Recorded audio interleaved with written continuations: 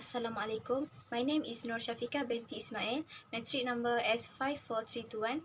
Today I would like to explain about the introduction and framework.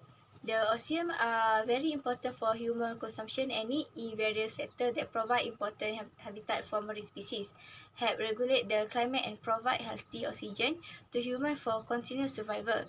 At the same time, it also provide food and marine resources, energy, shipping lane, and place of recreation.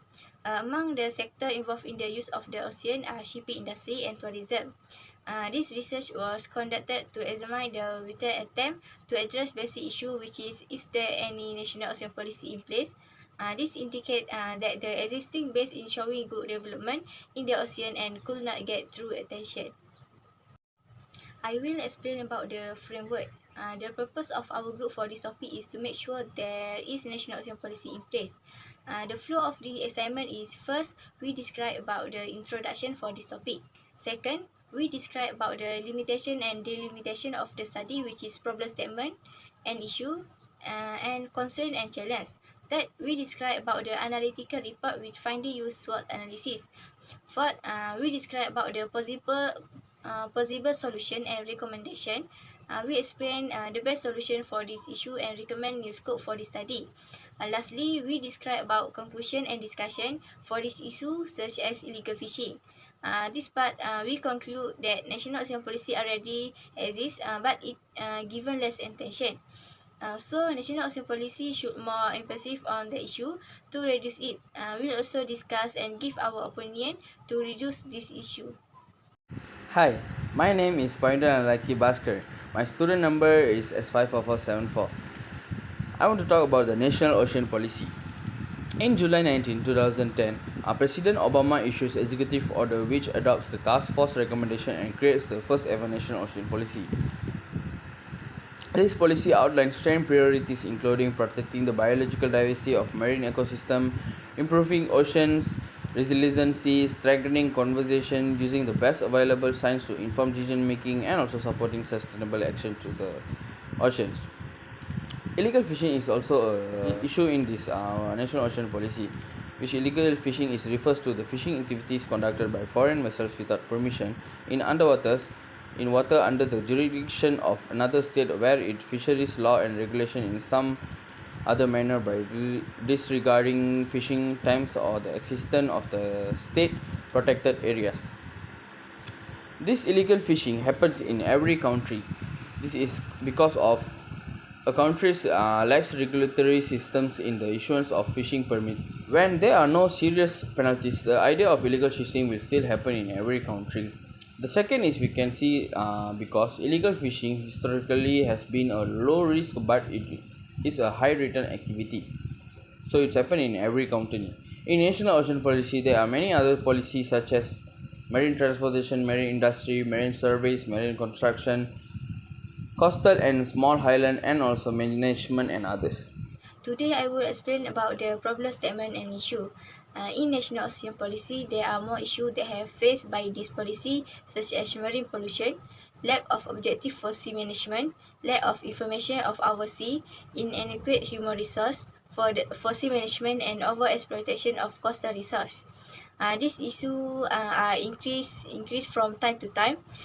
This issue continuously happen on this country. For example, illegal fishing. Activity of fishermen who enter the country water to catch fish cause the country to incur loss of billion of ringgit in loss every year.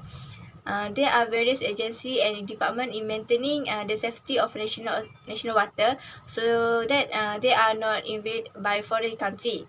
Therefore, we need to resolve this issue by creating a process to identify several potential solutions for how we can reduce the issue of national ocean policy.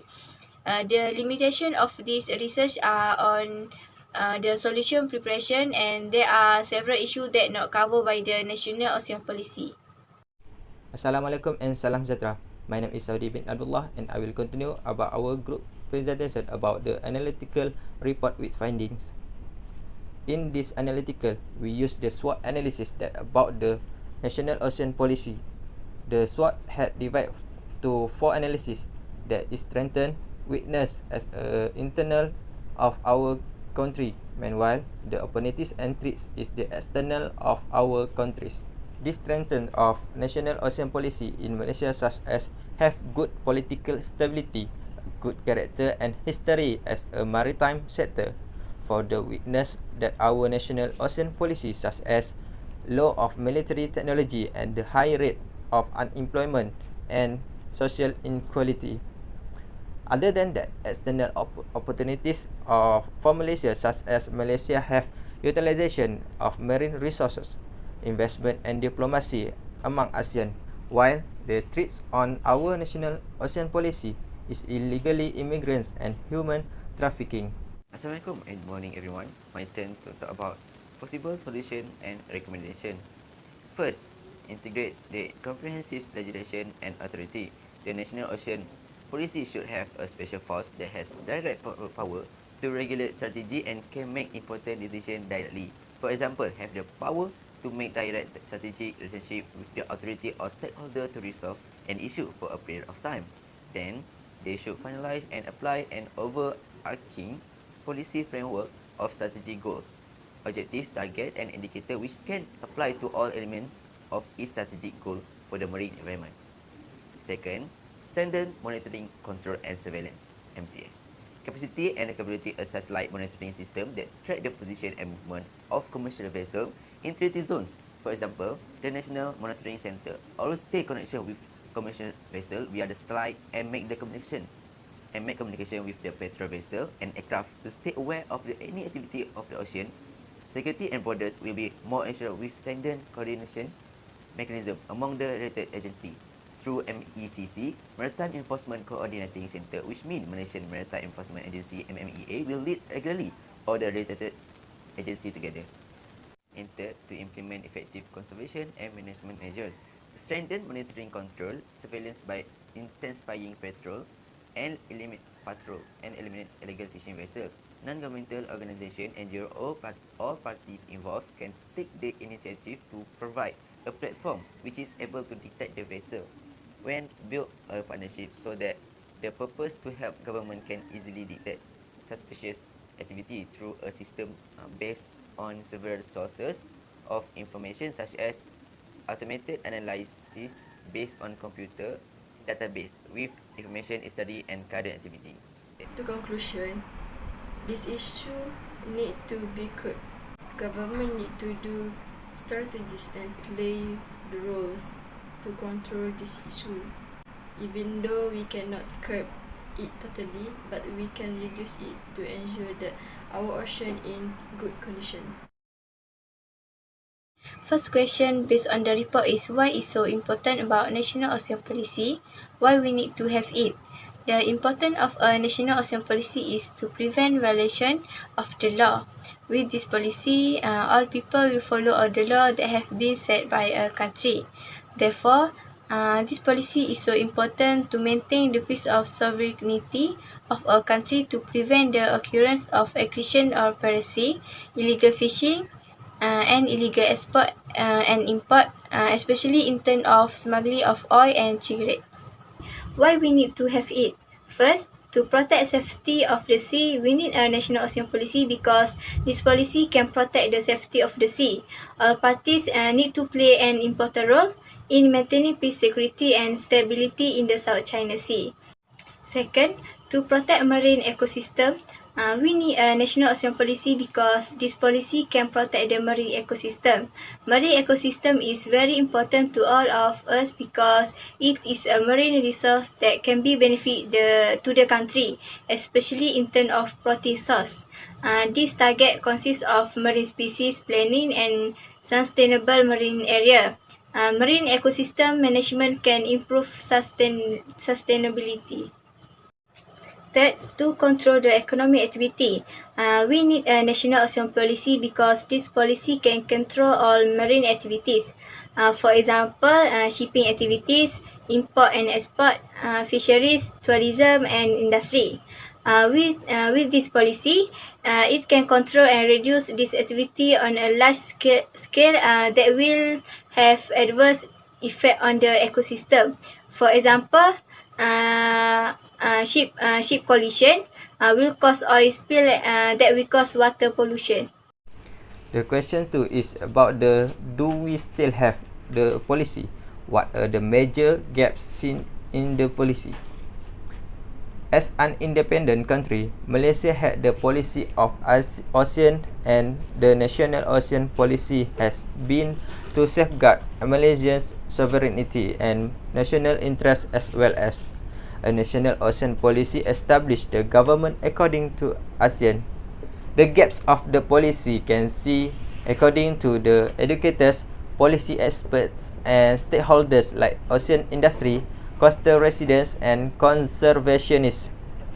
The national ocean policy in place, we saw increased coordination between decision makers, coastal communities and ocean users.